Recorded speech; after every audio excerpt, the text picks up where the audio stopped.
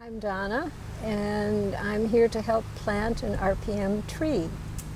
Good afternoon. Thanks for coming out today. Yeah. I'm looking forward to putting this RPM sugar maple tree in. Yeah, we're looking to have a sugar maple replacement here, if you will, because we've got some older maple trees and they are getting quite mature, and this one's actually a little bit past mature, and we're anticipating it's unfortunate it's going to pass, and so we need to begin to replace them before the old trees die, so we have some shade and vegetation along here as well. Yes, well, we're glad that you chose the RPM tree because it's been grown to be very self-contained, to have a good root structure on it, and it should do just fine for you and mature quickly and be a very nice tree. Great. Well, should we get started? Okay. So what do they talk about the rules for these, Donna? The hole has to be about a 30-inch diameter hole, and it has to go to about 7 to 10 inches deep so that the roots can spread out and make a good setting in the ground. Okay. Well, let's see if we can get started here. Part of doing the digging now is to keep the soil separated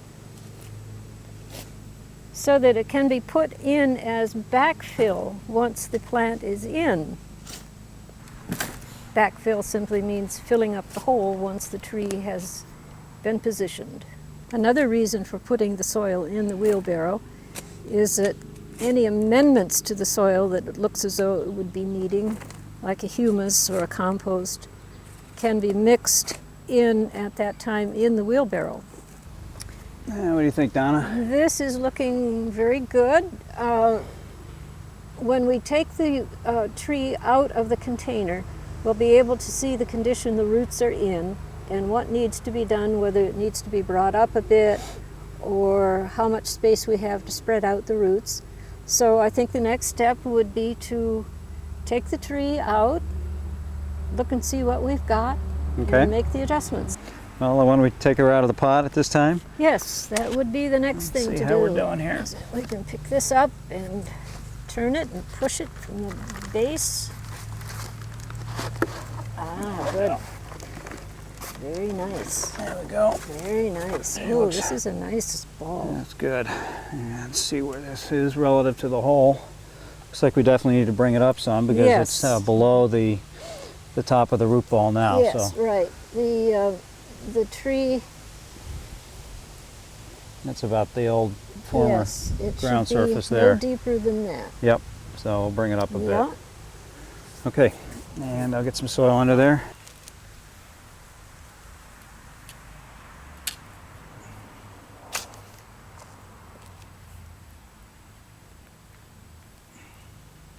So why don't we set this thing in the hole, see how it levels up.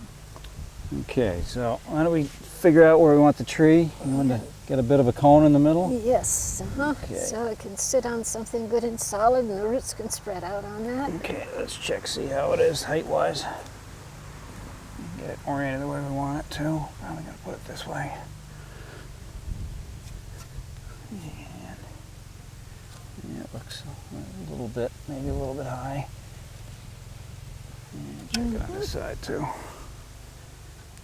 Yeah, it looks about even. Looks on very both good. sides, right in the middle. Very good. One of the main problems in planting something is to get it in too deeply.